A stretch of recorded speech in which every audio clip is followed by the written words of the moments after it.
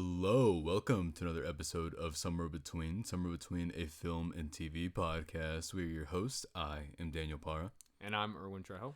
And number one, thank you so much for listening. If this is your first time listening... I'm not thankful. Why not? Oh, well, I didn't know you were going to put me on the spot like that. You said it. Okay, well, I didn't know. Erwin. Thank you guys to our new listeners and new listeners followers. Also. I am Muad'Dib. Paul Muad'Dib Atreides. Duke of Arrakis. I'm sorry, I just love Do you know too. the whole thing? No, I don't know how to speak that language. A real dedicated fan would know. Oh. Dune to what? Dune. Tell me why somebody was telling me, which one do you like more, Dune Part 1 or Dune Part 2? Now, why the fuck? Okay, right? And then that's when I said, they're the same. It's just two parts. Yeah, right? it's like one large movie, right? Exactly. And that's what I was trying to say. He's like, well, you just choose. I was like, why? They both exist. And I can love them both equally. See? No, I hate that. You said it, though. But I had to use it against him. But also, why would you ever pick Part 1 over Part 2? Yeah, that's true. I adore Part 1, but I mean, Part 2 is like everything. Everything, yeah. I actually watched a video recently where someone was like talking to an AI person that they were like... when you have no one else to talk to, so you just talk to AI. It was testing out the AI person. He was like... So what did you think of Dune 2? No, genuinely, that's what he did. Oh. And then the AI went... Well, I prefer Part 1. And then he went, what? Are you dumb? Yeah. This sounds like I'm trashing on Dune 1. I did give that movie like 5 out of 5 stars. Erwin, what we like to do here is we like to review movies and sometimes TV shows. We haven't done that yet. Not yet. Oh, we knew we did with The Last Airbender. Oh, yeah, we did, review that. Yeah. It was okay. The show? No, it was good.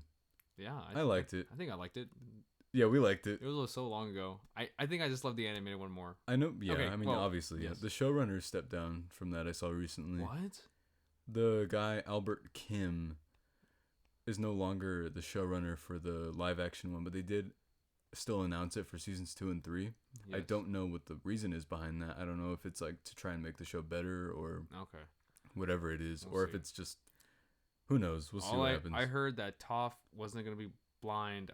She better be blind. That was like a fake. They better be. I don't care. No, I don't think they would do that. I hope not. Speaking of Netflix, I have some negative things to say about them on this episode, but oh yeah, I feel like I always do. But we like to review movies here with full spoilers. Imagine you got out of the movies with your friends. You'll want to... What friends? My AI friends? Me, I guess. I prefer Part 1. Yeah, you'll imagine you get out of the... And you talk to your phone. You're like, hey, Siri. Hey, Siri, what did you think of this movie? You were with me the entire time. Sorry, we had to pause the recording because apparently you're not allowed to say a certain phrase or else you'll interrupt the recording on here. Yeah, I don't know what I said exactly, but let's just say that person was not happy. Yeah, no, got offended. Yes, actually... that AI got offended real quick. Well, what are we reviewing today, Erwin? Monkeys. Monkey Man. Monkey Man. I got love really monkeys. excited. I do love monkeys. I saw a tweet that was talking about how it's like, why is every man obsessed with monkeys, even if they don't know it? No, I know it. Dude, and bears? I love bears. Bears are awesome. I love a good bear. I love sharks. I love bears. I love pandas and raccoons. You sound like every Old Spice deodorant right now. Oh, the Kraken guard and the... There's like bear glove. Oh, there's a wolf one. My inner wolf. There's this one. Oh. It sounds like a slur. What's it called? Fiji? No. Swagger? Swagger? No, that's a Shakespeare word. No, Wasn't there like an Old Sparrow thing? For Old Spice? Yeah. Like a Jack Sparrow? Not Jack Sparrow, but like was something really? like pirate related. I think so. I don't know. There's like so... My favorite one's Kraken guard. I was going to say so many flavors. No, the other day someone was like, what flavor of deodorant are you wearing? I was like, what are you talking about? They're like, flavor. Like, you don't eat deodorant. And then he said, I've seen someone eat deodorant before. Doesn't mean that it's a good thing. I was like, why? I've never done that. I mean, I don't need to claim that if I've never done it. I'm gonna start telling people you eat deodorant. What? Yeah.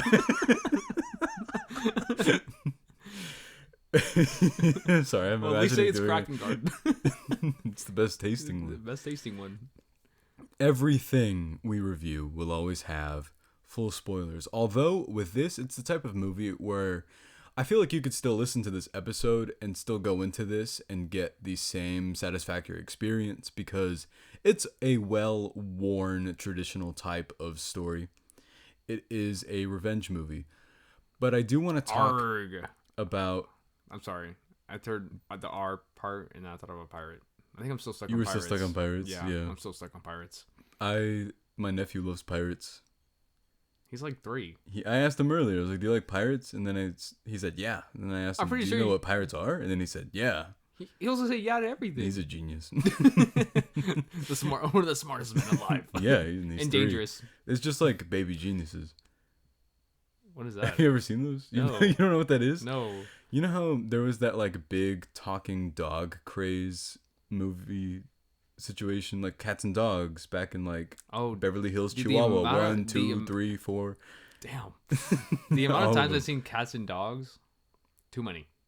The first one? Yeah, and I remember like the DVD, like back then where the DVDs would like they would fold. Oh yeah, the double the disc, yeah. Like I had that, and I don't know why as a kid that was my favorite part of opening up a DVD, where so it's you just could like just fold, flip it around. Basically. I remember the Harry Potter and the Chamber of Secrets DVD had like 4 discs. It was awesome. Yeah. Those were like really big DVD boxes, actually. Yeah. But no, anyway.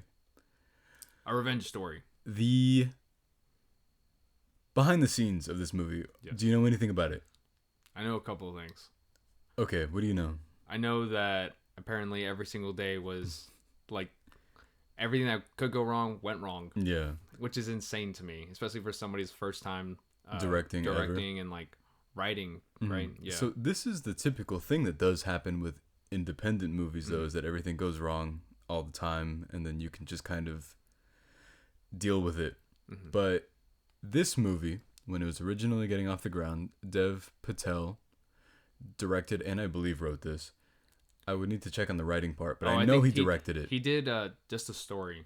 Okay. Yeah. And then it was written by... It was like written by another person? Yes. And they had funding. Then funding was pulled last second. He lost his director of photography for it. And they had to go to Indonesia to film this. Yes. It was originally set to be filmed in India, I believe. And he, I guess, got a last second cinematographer. And while the initial pre-production stuff was going wrong, then moving into the actual shoot, I was aware that they'd broken every camera. Yes. And they had to use GoPros and iPhones. It was interesting watching this in a 4K projection. Did you notice what shots they were or not? Yes, when there was one certain like action sequences. Yeah. That's when I noticed a lot of like different types of Of course, it's like this is definitely not the same camera that they were using. Yeah. But it never really took me out of place from it too. No, I definitely don't think so. So we shot a lot of short films and things on an iPhone. I know that look. I know exactly. I could pinpoint that to you. Yeah. There's a scene where they're in that car that his kind of friend has. Yes. And it's just the like angle of the lens. And if I like look at the behind the scenes and I'm wrong, then I'm wrong. Yeah.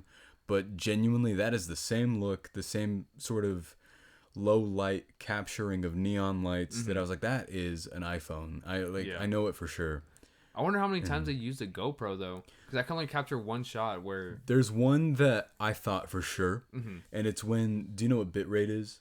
No. It's whenever the picture gets a little bit more pixelated. Oh, okay, yes. And there's a shot where he's kind of underwater. Ish. I thought it was where like the fire happened. That too, maybe. Okay. But there's one specifically where there's a character submerged in water. Yes. And blown up. I was like, that's that low light thing that GoPro does because I have one. Yeah. And it looks the exact same.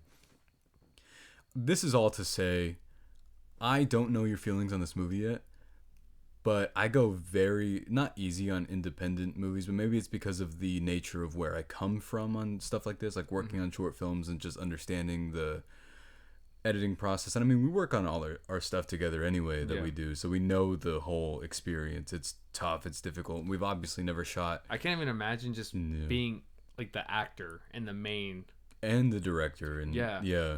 Because I was talking to someone too about it, and he was telling me how I didn't even like think about it too, where once the director says cut, like the actors can take a break and everything, but not him. He would just start going back and it's like, all right, now let's see what I just did right there. Let's look at the shot. I was like, okay, now we go do this and that. And now let's shoot again. No, because you're basically critiquing yourself and your own performance the entire time. And this is his movie. He's in a whole lot of it. Yeah. He's doesn't really break away from him all that much.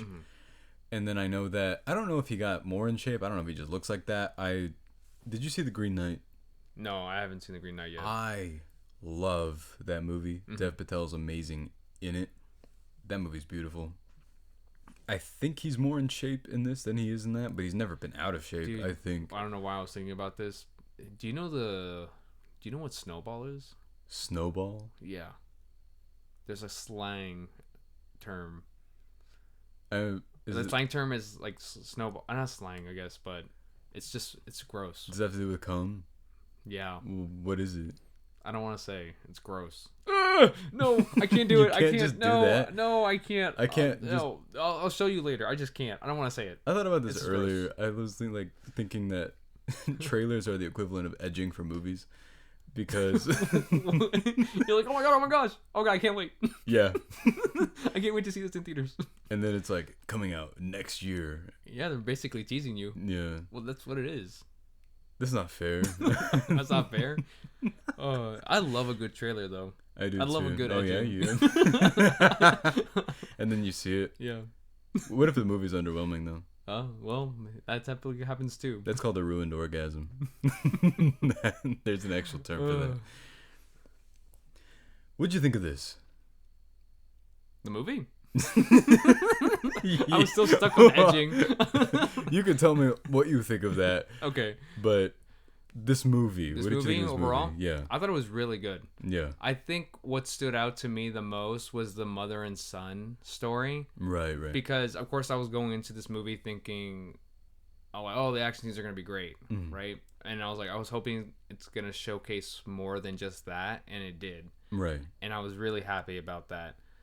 And I didn't really know about all the behind the scenes stuff until afterwards, and it made me even appreciate it. Yeah, and it made me appreciate it even more about this movie because I could not even tell whatever disaster that they went through, and it was never shown throughout this movie. So I know we're supposed to view things with the movie itself. Yes. I think the benefit of everything that went wrong with this movie, also that if we don't mention this, I'm sure someone would. He broke his hand immediately when he was filming this. When? The very first action scene that they shot. Like the first one. Really? Yeah. And I don't know which one it is. Yeah, I can't. There's a moment where he does hit a guy. Like he stops someone's hit with his own hand. Man. I thought that was cool as fuck. Yeah. But I don't know if it's that. Genuinely, it could be anything. He consistently gets hurt in this movie. But also I know he's doing all his own stunts, the choreography. That's is all insane. Him, that must have been so tiring. I can't imagine choreographing yourself. Yes. And being like, hey, so I want this for me whenever I'm on shot. I wonder, they must, the director, so Dev Patel. Yeah. Dev Patel? Dev Patel, yeah. Dev Patel.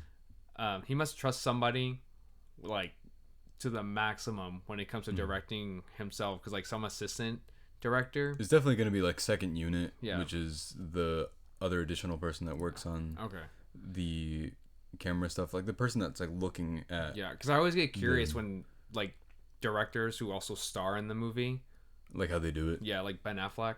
Oh yeah, Ben Affleck. Yes. No. So I loved this a lot.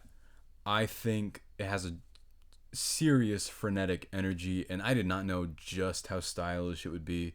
It opens on a specific kind of shot where they're kind of stealing this purse from a lady, and the way it tracks through the entire city to get to him, I thought was so ridiculously well done. The music is amazing, and I know Dev Patel's inspiration for this, as he was saying, and I'm really glad that they acknowledge this, because might as well acknowledge it, because on the South by Southwest red carpet, somebody asked him about John Wick, and it's gonna be inevitable, so might as well mention it in the movie, right?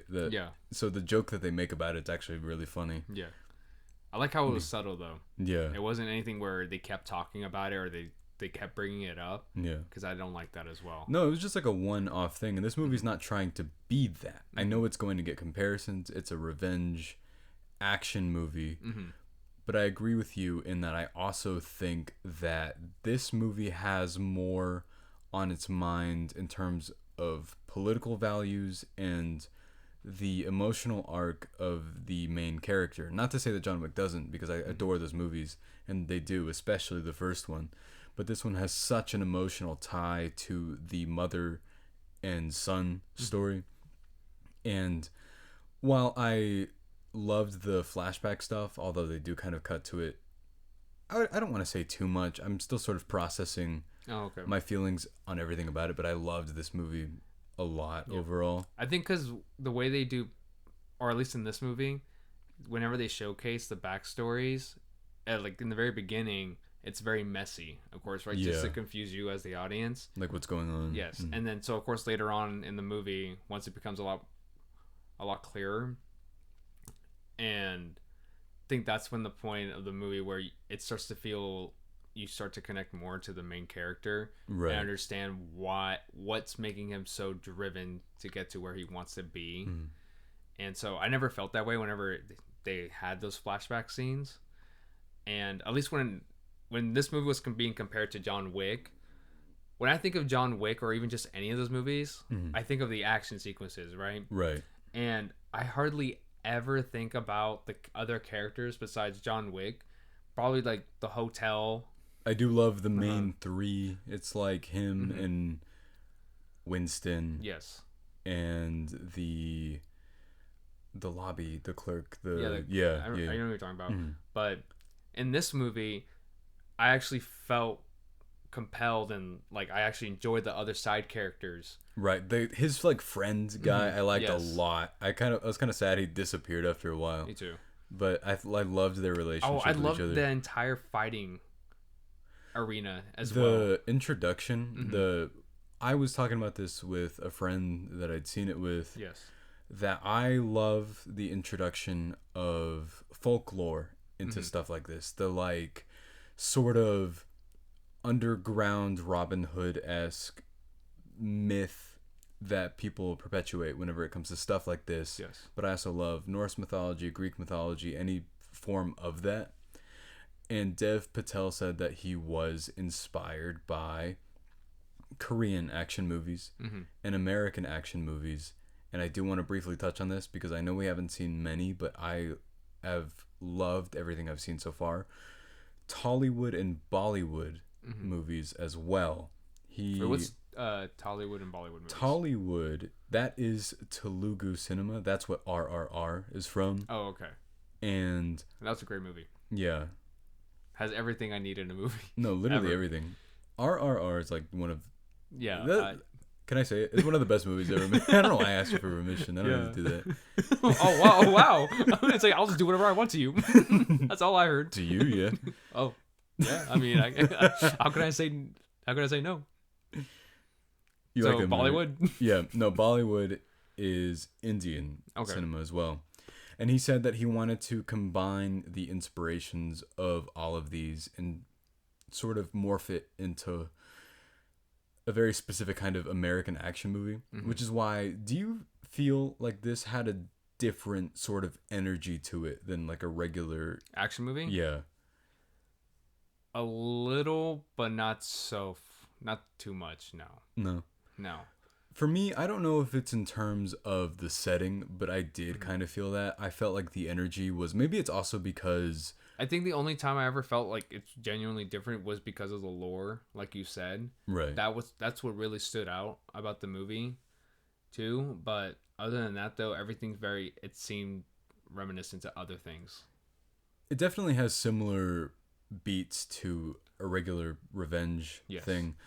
The thing that someone was telling me before this, they were like, I'm really grateful though that this didn't do the thing that some revenge movies do, where at the end he goes, maybe I won't do it. No, he does it. Oh, yeah. Which I'm grateful for. I do get a little irritated whenever that's the motive the entire movie, right? Yes. And then for whatever reason, I know like there's plenty of movies where revenge is bad, Revenge is bad. I say revenge is bad. I mean, in real life? Yeah, in real life. I'm not gonna let's say you stole something of mine. You stole my Cheeto. This was like 11 years. 11? How old are we? This Too old, man. That was middle school? Yeah. Yeah. Whenever we would walk to the gas station. Dude, I was always wondering. I remember I'd be so sweaty getting to school every day. Yeah. I started doing this thing where I would change shirts when we got to school. Oh, I remember you telling me about that. Yeah. You were there. Oh, yeah. Well, yeah. And then I'd be like, I don't get why I'm gaining weight. Meanwhile, while we're there, drinking like a gallon of soda every day. Candy, and then I would always get like chicken tenders from there. Oh, yeah. What else would I drink? It was always just always like iced tea or sodas. For me, it was always the big cans of Monster. Oh, yeah. If I had enough quarters for it. Dude, the amount of times I would just take my parents' coins that they had. Dude, I'd steal my dad's quarters so much. And I don't know if he was saving for anything, but he said that there was a time where he took his entire jar. Yeah. And he was thinking, I don't get why I don't have that many quarters in here. Where are they going? And you? I don't know. While you're drinking a big Monster drink. Do you remember our friend? We weren't allowed to drink drinks in some of our classes. Oh, yes. And he had the sleeve of Monster in his in his jacket. Yeah, it was like a Monster can in his sleeve, and then he did this thing where he like put his fist up against his mouth and drank it. Yes, I do remember that. And then the teacher goes, "What are you doing? Come here." I remember she kicked him out. He put it in my locker because we all had each other's locker combinations for some reason. Of course we did. It was so we would always mess each other. Yeah, so we could put stupid shit in each other's lockers. How do we learn them? Do we just like? I think we just tell each other. Why would we do that? I don't know. If we knew that was going to happen. Because we were innocent, and then that's when we learned. Yeah, but never trust each other. Never trust each other. That was when our friend somehow managed to fit a cooler inside of his. Oh my god! I don't know how the fuck he did that. Yeah, either. It's just the funniest thing was whenever at the end of the year for, throughout middle school. Yeah. Was when everybody had to clean out their lockers, and so then you would see everyone's in the hallway just like the most random things you would ever see. Yeah. And I was like, what? How did you fit that in there? Pulls out like a 75-inch TV. Yeah, it's like, why do you even have that in there? When do you have the time for it? That reminds me. No, what was it? I really don't remember. I'm sorry. Okay. No, you're fine. But what were we talking about? Bollywood and Tollywood? And so the benefit here, I think, is sometimes you can feel the energy of things going wrong in terms of production that make a movie as energetic as it is. And I really am curious if that's what was going on here. Yeah. Is you can feel every single second of pressure and this character's motivation. Yes. And I think it translates so well. In terms of pacing, I had no idea that it was almost over when it was almost over. You know how we talk about you figure out when half an hour is left of this. Oh, I got so motivated in the middle of it because it has one of the coolest ideas for a training montage where he's like doing it to the percussion. Mm-hmm. That's awesome. That was so cool. It's just there's so many different small ideas in this that really set it apart for me to be something memorable. Mm-hmm. I think even do you think it was shaky cam. Is that how you viewed it? Like through like different action sequences, or just some of the action scenes. Mm-hmm. Keep in mind, this movie's getting great reviews. I think it felt shaky when it felt intense. Yeah. That's the only time I ever thought it was like the camera was actually shaking, because it was in moments where you would actually feel the main character getting anxious. Yeah. But anxious in the sense of like life or death. For me, it didn't feel like shaky cam, but some of the people that have been a bit more critical of this movie have called it that. I did not see it.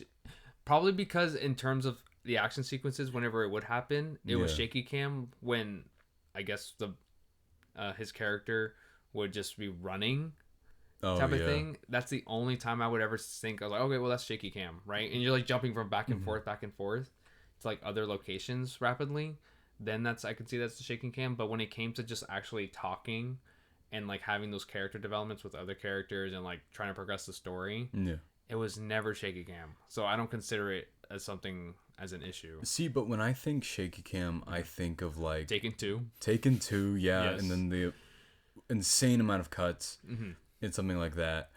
Or I think in a good way, in a positive way, of the Bourne movies, because they do something with like Paul Greengrass and Doug Liman where they're able to utilize that in a frenetic way. This didn't even feel like that to me, though. It felt intentionally disorienting because the character was disoriented. Yes. It didn't feel like shaky cam so much as the camera's kind of going in and out of focus, but intentionally and on purpose to convey the sort of vision of the character himself and what he's dealing with. And I thought that was really cool. I obviously think that Dev Patel, every single individual choice in this, whether or not it was because of their lack of equipment or whatever, felt very specific, very on purpose. And that's not just how I really describe it. It has some of the most creative action for sure, I also think, as well. Like do you have a favorite one specifically? Oh, from the I'm trying to think. Honestly, my favorite parts were in the very beginning when you see him getting beaten up over and over again and just continue on. And I think it's just because it had such a like impact later on in the movie at the end when all of a sudden he just needed the drive of, I need to get this done. There's even a line that middle portion got me motivated as hell because it's the remember who you are and then the you just need a purpose. That entire segment, it was amazing. Just, so when he goes back to the that arena and immediately like knocks the guy out, I remember I don't know if you had like a vocal theater or not. Mine was. They were like, because the impact, you feel like this entire movie to me feels like it's building to something. It feels like it's consistently adding on to itself throughout. It doesn't feel like sort of how some action movies get where like, all right, I just have to wait for the next action scene to happen. Everything else in between's whatever. But with this, I think the motivation of the character is really, really driven. And you can sense that urgency from him. That's why the more and more they reveal of his backstory and everything, you feel that pressure. Because even in the backstory too, it was shaky. Right, and that's where I think that's the moments you're talking about. Not just there, but like throughout the movie, where moments where it was shaky, but it's because what you said, just to like showcase like the emotions of what the character is feeling. So that's why in those moments the shaky camera would like happen. But throughout the entire movie, I did not think of it that way whatsoever. I never thought of it that way either. It was only on my mind because other people had been describing it that way. But what else have they been saying? In terms of the negative things, I guess before I tell you that, do you have anything yourself that you would view as negative that happened in this movie? Yes. I forgot what his name is. The one at the very end where he has to he defeats the sort of like Zionist, like I could be using that term wrong. No, not Zionist. I think it's just more like political figure or that guy. The religious figure. Religious figure, yes. I didn't think his impact in the movie was very necessary. Just I understand like he's the one who like caused it. like cause the events to happen, but he didn't have enough strong points for me to actually feel like, yeah, I can kill him. Yeah. Type of thing. I did enjoy the other guy with the mustache. The villain. Yeah, the other villain. That's a great villain, yeah. Yes, he was great. But when, at the very end, that's where it kind of lost me, because I'm just like, I don't feel that strong connection, just because it's like their first time meeting. Yeah. And so I'm just like, okay, I don't see why we need to like keep going with this. That part I could have understand if he didn't kill him, but destroyed his reputation. Which would have made sense as well, yeah. But I think they already have mixed feelings on his reputation anyway in the movie, because because he keeps removing people's houses and stuff for his own land for religious purposes, I believe. Yeah. But I think it's in general, though, I think they showcase it too, where somewhere in the movie, I don't know where, that even then it's like just because he's doing that, that's like, it's like, oh, it's whatever, because he's still, you know, hailed as like one of those like religious figures and all. So yeah, I hadn't thought about it that way. I was just happy to see him win, basically. Just his sort of third act.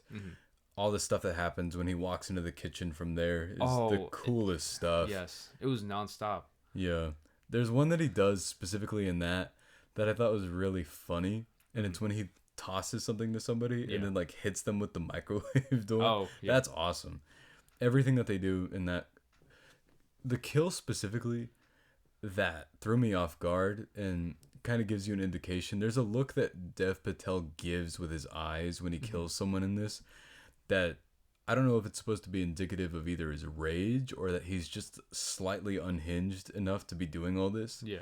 It's when he is pushing the knife into someone's throat, but then he like grabs it with his teeth and then pushes it in even further. At that moment, my theater was like making noises. They were like, "Whoa!" I think that was like the only time where I actually heard the audience, because the other times everyone was just silent. Probably because like they were engaged. But other than that, that scene was amazing too. I thought that also what was really creative was his use of fireworks to like there's one to like just distract. Yeah, there's one where he directly like shoots it into someone's face though, and that was awesome. I was telling someone that I think that there's a world where John Wick had never come out, and then this is the first kind of that movie, and now there's like 4 Monkey Man movies. 4 Monkey Man. Monkey Man 2. Because I think this will do really well. It was made for $10 million. And it's definitely going to make its money back then. Originally, it was supposed to be put on Netflix. We hate Netflix. This movie was actually, I don't think I hate Netflix. I don't hate them. It's just, I don't like streaming services. I'm not gonna lie. What I was telling you that bothers me about streaming services, specifically Netflix, is Extraction 1 and 2. I still don't know if you've seen. I've seen the first one. I haven't seen the second one yet. I love them. There's a like half-hour segment in the second one that's like one take in a prison breakout scene that should be experienced in a theater, but I had to see it at home on a TV, and this was going to happen to that. Yes. It was originally set to be on there, but then Jordan Peele had seen it and was like, hey, this needs a full release. Yeah. And I was trying to put myself in the perspective of watching this at home. I don't think I would have loved this movie as much as I did if I just watched it like on a TV at home. Do you ever feel that way, like about any specific movie where if you watch it at home, you're like, you know, if I would have just seen this in a theater, it would have been like a different experience for me? Possibly. I also feel that way with if the theater's with a crowd as well. Oh, yeah. I preferably would like to see movies without a crowd, because I do think having a crowd influence a lot of your like ratings of it. Yeah, for sure. Yeah. But it kind of sucks though too, because when movies are made for the theater and nowhere else, it'll always feel less than when you watch it at home. Yeah. So, for example, whenever we watched Interstellar. Oh, yeah. My first time watching Interstellar was at home. Which I remember. Did you love that movie? Yes. I think over time I loved it more and more and more. Right? But of course I've only seen it at home. Right. And so whenever they released it again in theaters and you and I went to go see that movie again, I it was like a different experience. Yeah. It felt like watching it. I felt like watching it again for the first time. And so that's like an example of a movie where that was made for the theater. And so I can't imagine where Monkey Man was just released at home on Netflix. Yeah. On Netflix, and I didn't even like. My score would definitely be. I don't know if it would be different, but I would just probably be saying I should have seen this at like my nearest movie theater. No, it would have been this thing where you're like, why didn't they show? But they'll put Red Notice in. Oh yeah, they did. A theater or, the Gray Man's okay. I liked it more than. I still haven't seen Gray Man. People. It's like, it's whatever. Yeah. Ryan Gosling's good in that. Oh yeah, Chris Evans is in that. Yeah. There's a lot of people in that movie. Ana de Armas. Ana de Armas is in that too. Thoughts on Ana de Armas? Great actress. I love Knives Out. So, flaws for me are. I didn't ask. Well, I'm telling you. What are your flaws? Oh, okay.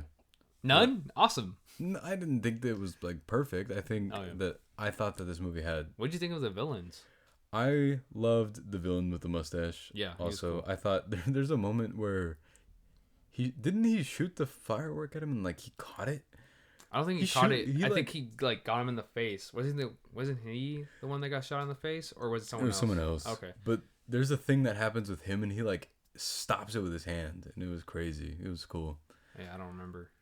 I know some of those people are like, that would never happen, but I think this movie exists in like a heightened reality. I don't want to be one of those people. When we talk about Fast and Furious, that would never happen. You haven't tried it. That's exactly what you have to say to them. You haven't tried it. Yeah. Have you ever tried to jump from one building into another building into another building? No. You don't know until you try it. I wonder if Tom Cruise ever sees any of the Fast and Furious movies and it's like, did you guys do this for real? Who's your stuntman? I should do it. No. I'm not going to do it. No. I would not do it. No. I'm already not good at regular driving. I crashed.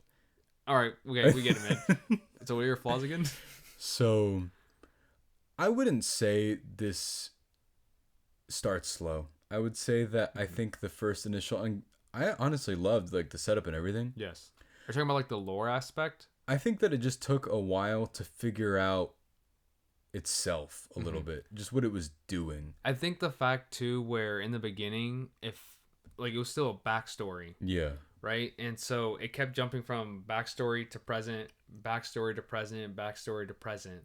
Instead, I felt like they could have just done one backstory slowly and then present slowly, backstory one last time, just like a clear vision of like why.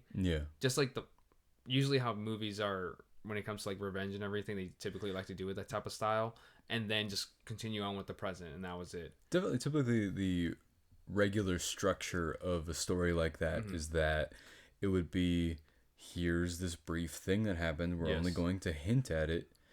That happens in the first John Wick movie, where he's like, it's already the very end of the movie, and then it's like, hey, here's this guy's life now, and then in the middle of the movie somewhere, it's like, here's the full backstory.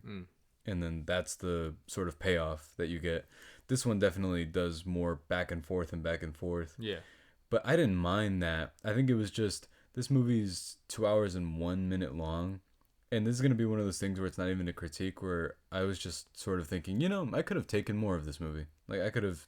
Like another 10 minutes or 15. Genuinely, just like, not even in terms of another action sequence or anything. I think I liked the characters so much, and I genuinely enjoyed this world that they were in, that maybe they established more of that religious figure, to me at least, him, and I think that's pretty much it. I can't, like, for the backstory, it gave us more than enough. For me, where was his dad?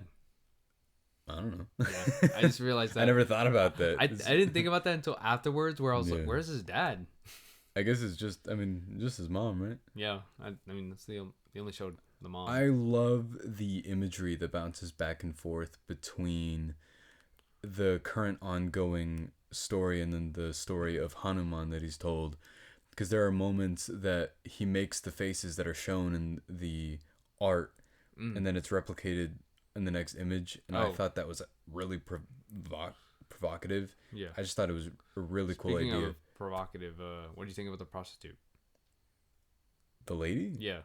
Oh, you know what? That's actually my flaw. I don't think she did enough. Yeah, right. Because whenever she actually did something at the very last scene with her, it's supposed to be impactful, but at the same time, you're just like, we didn't get to see much of her. Yeah. Or just like get to know her. No, for me, I was just like, I don't know enough about that lady. Yeah. I just know that he was pretty. Like, that's not a bird, right? Who? The actress. She's pretty, right? Or am I wrong? No, you're not wrong. I don't know her name, but you think she's pretty? Yeah, they cast pretty women in movies, Erwin. Oh, okay. Interesting. Is there anything else that you would say that you not disliked, but you think? Honestly, no. Those are like probably the main few things, but I think what stops that movie from being perfect in my eyes is if it was longer in those right areas. Yeah. Then it would have been great. There's definitely some space for me in terms of more of stuff. Like I could have taken more of him in the Ring. I could have taken more. Oh, yes. But these are. I think the Ring was more than enough, to be perfectly honest. Just because in the few times they showed him in the Ring, I think it was well established that he just wanted to feel pain. I think I just liked that so much, and the sort of. I wish he wore the mask. Oh yeah, no, and then he bleached it, and then he took it off immediately. I was actually kind of hoping that what would have happened is that he would have worn it for part of the action scene, and then someone like knocked it off or something, and then. But I honestly didn't mind that. That look though, is really cool, and. Oh, I love that shot though in the alley, whenever he first starts coming up, and then he takes off the mask. No, so in terms of it setting itself up, the other thing that I loved is. He's walking and then it has the intro fade in and it says Monkey Man. I thought that was cool as hell. This entire movie is, that's how I would definitely describe it. It's very cool. Yes. And it has a lot of personality behind it. I think that, I don't know what Dev Patel's directing style will be. Yes. But would you want to see more movies from him that he would direct? I think I would love to see him just direct a movie and not him star in it. Yeah. Just to see what he's capable of doing. And probably less production issues. I want to see what his style is going to be. Definitely forming over time. I wonder if he only sticks to action or just going to be more. I'm definitely curious. Like I want to know what his passions are specifically in the stories he wants to tell. Yes. And I'm glad he told this one. And I loved this movie. I only have a couple of issues with it. Really, I think it's going to have a high rewatchability factor also because. I mean, action movies tend to. I definitely want to watch that movie again. Yeah. It's another one of the movies where I think, see it in a theater. Please see it in a theater if you can. What is your score, Erwin? 4 out of 5. 4 out of 5? Yeah. What about you? I'm going to go a little bit higher than that. I wish you don't let me do decimal points, man. 4.275. Yeah, I know. I probably like 4.3. But no, 4.5 out of 5. I love this a lot. I don't know where to land on like end of year list or whatever, but you know, do decimals if it's you like. April. No, okay. We're sticking with the half stars because I don't. Okay. 4.5. Anyway, what's next? We are reviewing Civil War. Dude, I'm excited. The amount of reviews I keep hearing about that movie, insane. Yeah, it was another South by Southwest premiered movie. I saw like a TV spot for it today, and honestly, it looks really, really good. Yeah. That'll be. I love Nick Offerman. I do also love Nick Offerman. So the fact he's in this movie, I'm so excited. I doubt he's gonna be in it that much. Isn't he like the president? Yeah. In it? And so it's like probably, not about the the president. I'm excited to see Kristen Dunst though, because you know how she took a break for a while. Now she's like coming back. I'm excited to see what she's gonna be doing. I forget that her and Jesse Plemons are like married. Yes. He's in that. Yeah, he's in that. Oh yeah. Anyway, thank you guys so much for listening. If you could, genuinely please. Thank you. Yeah, thank you. No, thank you. You're not asking me or telling me. I'm thanking you. Okay, hang on. Let's just wait till after. Yeah. If you could please leave a review for us on either Spotify, Apple, or wherever podcasts may be found, that would be Apple. So helpful. It genuinely boosts us. Mango. So much. Banana. Monkey. Anyway, you can also Monkey Man is bananas. Monkey Man goes bananas. That's gonna be the review title. Oh, okay, awesome. Yeah. Thank you. Kong 2? Oh yeah, he goes by Kong in this, right? They call him Kong at some point. I think so. Yeah. Yeah. Thank you guys so much for listening. We'll see you next time.